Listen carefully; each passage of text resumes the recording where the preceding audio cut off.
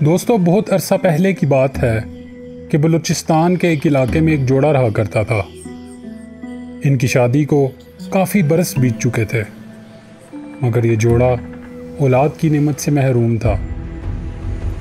یہاں ہم آپ کو بتاتے چلیں کہ اس واقعے کی نسبت بلوچستان میں واقع کوہ چلتن کے پہاڑ سے کی جاتی ہے۔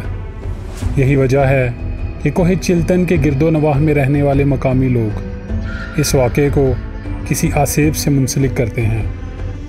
شاید آپ میں بہت سے لوگوں نے کوہ چلتن کے پہاڑوں سے متعلق سن رکھا ہوگا۔ اس جگہ کو پاکستان کی چند پراسرار جگہوں میں سے ایک مانا جاتا ہے، مگر اس سے پہلے کہ ہم اس جوڑے اور اس پہاڑ کی حقیقت سے متعلق کوئی بات کریں، آپ سے گزارش ہے کہ ہمارے چینل مرکی فیکٹ بز کو سبسکرائب کر لیں تاکہ ایسی انفارمیٹیو ویڈیوز آپ کو بآسانی ملتی رہیں۔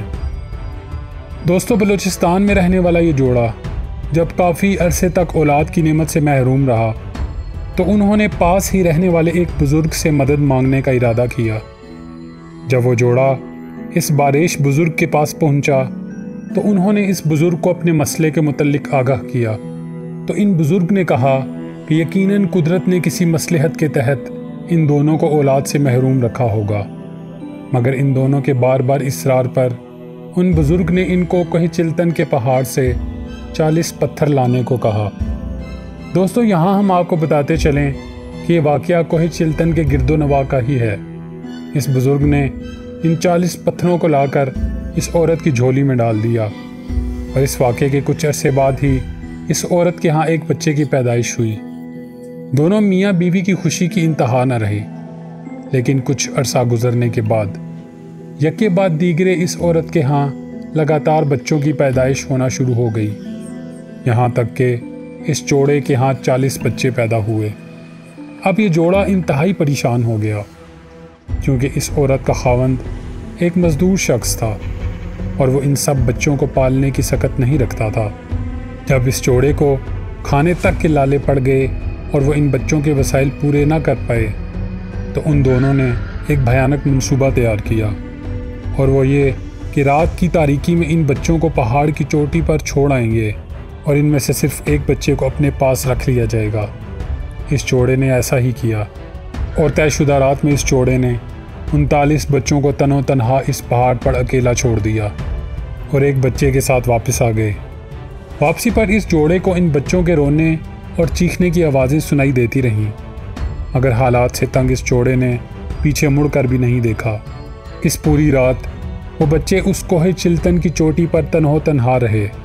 کچھ دن تو اس جوڑے نے صبر سے گزار لیے، مگر ایک رات جب اس مزدور کی بیوی سے صبر نہ ہو سکا تو وہ تڑپتی ممتا کے ساتھ اس پہاڑ کی طرف دوبارہ چل دی۔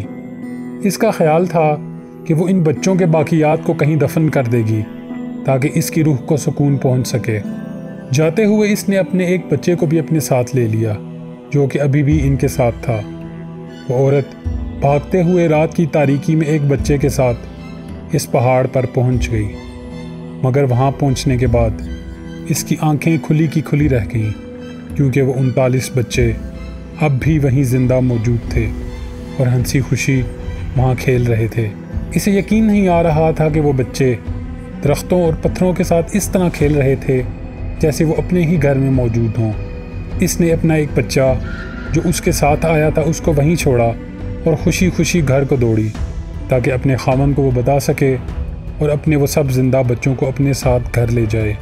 وہ گھر سے شوہر کو لے کر دوبارہ پہاڑ پر پہنچی تو اس کے پاؤں کے نیچے سے زمین ہی نکل گئی، کیونکہ اب وہاں کوئی بھی بچہ موجود نہیں تھا، نہ ہی وہ 39 بچے اور نہ ہی اس کے ساتھ آیا ہوا ایک بچہ۔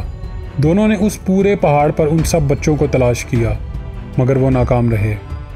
ایک دفعہ پھر اس جوڑے کے پاس ایک بھی بچہ موجود نہیں تھا۔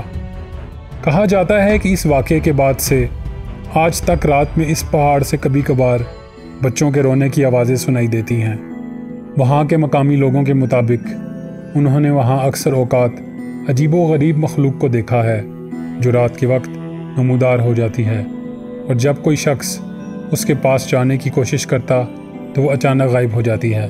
دوستو، کوہ چلتن سے متعلق یہ کہانی کتنی سچی اور کتنی جھوٹی ہے، اس سے متعلق کوئی حتمی فیصلہ تو نہیں کیا جا سکتا، کیونکہ آج بھی بلوچستان کے اس علاقے کے قریب رہنے والے لوگ اس واقعے پر یقین کرتے ہیں اور اس کو بکثرت دوسروں کو بتاتے ہیں۔